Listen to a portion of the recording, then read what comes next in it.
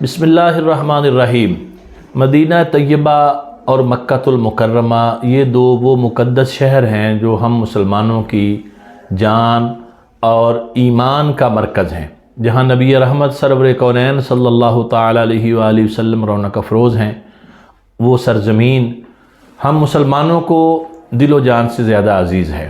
اور یہ وہ پاک سرزمین ہے جس کے متعلق اللہ رب العالمین خالق کائنات کا قرآن باقاعدہ طور پر ارشاد فرما رہا ہے، انما المشرکون نجس فلا یقربوا المسجد الحرام بعد عامہم ھذا، کہ مسلمانوں کے قرآن میں یہ حکم آ گیا واضح طور پر کہ جو مشرکین ہیں یہ نجس ہیں، ناپاک ہیں، پلید ہیں، یہ مسجد حرام کے قریب بھی نہ آئیں۔ تو اس کی وضاحت میں مفسرین کرام نے وہ احادیث نقل کیں کہ نبی اکرم صلی اللہ تعالیٰ علیہ وآلہ وسلم نے ارشاد فرمایا، اخرج الیہود والنصارى من جزیرۃ العرب، کہ یہود و نصارہ کو جزیرہ عرب سے نکال دو۔ کیوں کہ یہ اللہ اور اس کے رسول کے منکر لوگ ہیں، اور خصوصاً جو مشرکین تھے تو ان کو مکہ شریف کی پرکیف اور پر نور فضاؤں میں بیت اللہ شریف سے دور کرنے کا حکم دے دیا گیا۔ اب بدقسمتی کہیے یا دولت کی حرص اور ہوس کہیے یا دین سے دوری کہیے، کہ موجودہ جو سعودی گورنمنٹ ہے اس نے کیا کیا کہ اب ہندوؤں کو، جو مشرکین ہیں، جو کئی خداؤں کو پوجنے والے ہیں، اللہ کے مقابل اپنے معبود بنا کر پوجنے والے لوگ ہیں، ان کو پہلے بھی اجازت دی گئی، اور وہ اجازت تو محدود تھی کہ وہ مسجد نبوی شریف میں داخل نہیں ہوئے بلکہ مسجد شریف کی حد سے باہر کھڑے رہے۔ وہ ایک عورت کی قیادت میں ایک وفد وہاں گیا تھا، اور بہانہ یہ بنایا گیا کہ چونکہ یہ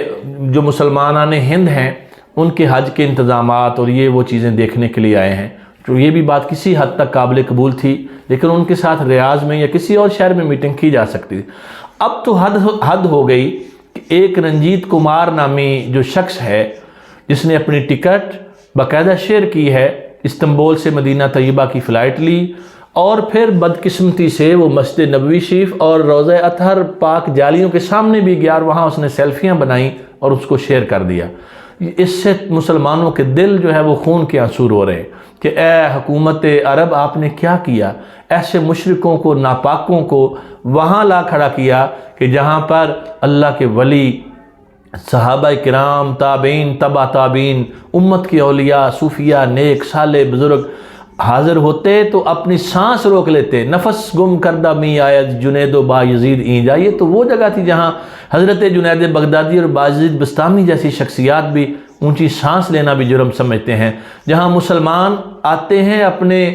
دکھ اور گناہ لے کر، فریادیں لے کر مصطفیٰ کریم صلی اللہ تعالیٰ علیہ وآلہ وسلم کی بارگاہ اقدس میں اپنے دکھوں کا اظہار کرتے ہیں کہ اے اللہ کے حبیب، آپ اللہ کے پیارے ہیں، آپ کے در پہ آ گئے۔ اللہ کا قرآن ہمیں یہ دعوت دیتا ہے، وَلَوْ أَنَّهُمْ إِذ ظَّلَمُوا أَنفُسَهُمْ جَاءُوكَ فَاسْتَغْفَرُوا اللَّهَ وَاسْتَغْفَرَ لَهُمُ الرَّسُولُ لَوَجَدُوا اللَّهَ تَوَّابًا رَحِيمًا۔ اللہ کا قرآن یہ کہہ رہا ہے کہ گناہ گار حضور کے در پہ آئیں، تو گناہ گار تو آتے ہیں اور وہ اپنی مرادیں پوری کرتے ہیں، اور یہاں پر ان ہندوؤں، مشرکوں، بدبختوں کو اجازت دے دی گئی جو نہ اللہ کو مانتے ہیں نہ رسول کو مانتے ہیں، تو وہ کھڑے ہو کر سیلفیاں بنا کر مصطفیٰ کریم جان نور علیہ السلام کے روضہ اطہر کی بے حرمتی کا ارتکاب کر رہے ہیں۔ کیا آپ نے یہ اجازت دے کر، اگر اجازت نہیں دی تو کوئی آپ کے چیک اینڈ بیلنس نہیں ہے کہ کون آ رہا ہے کون جا رہا ہے، اور کوئی مسلمان وہاں کھڑا ہو کر اگر درود و سلام پڑھے تو اس کی چاروں طرف سے گھیر لیتے ہو؟ آپ کی سی آئی ڈی، آپ کے شرطے، متوع، یہ سب ایک مسلمان جو روضہ اطہر کی طرف منہ کر کے کھڑا ہو اس کے پیچھے پڑ جاتے ہیں کہ جی یہ شرک ہے، یہ فلاں ہے، یہ خرافات ہیں۔ تو کیا آپ کو یہ حرکت نظر نہیں آئی، اور اس کا آپ نے کیا سد باب کیا؟ یا پھر ہم یہ سمجھیں کہ جو کہا جا رہا ہے کہ 2025 کے بعد آپ روضہ اطہر، مدینہ طیبہ اور مکۃ المکرمہ کو صرف ایک وزٹنگ پوائنٹس بنا رہے ہو، وزٹنگ پلیس بنا رہے ہو کہ اس میں کوئی بھی آئے جائے اور دیکھے اور چلا جائے، اس کی جو افادیت ہے، اس کی جو حرمت ہے، اس کا جو تقدس ہے، کیا اس کو پامال کرنے کے جو آپ نے منصوبے بنائے ہیں، کیا یہ اس پہ عمل کرنے کی طرف آپ چل رہے ہیں؟ خدا کے لیے رحم کریں۔ اللہ رسول نے اگر آپ کو وہاں کی خدمت کی ذمہ داری سونپی ہے تو اپنی ذمہ داری کو سمجھیے بھی۔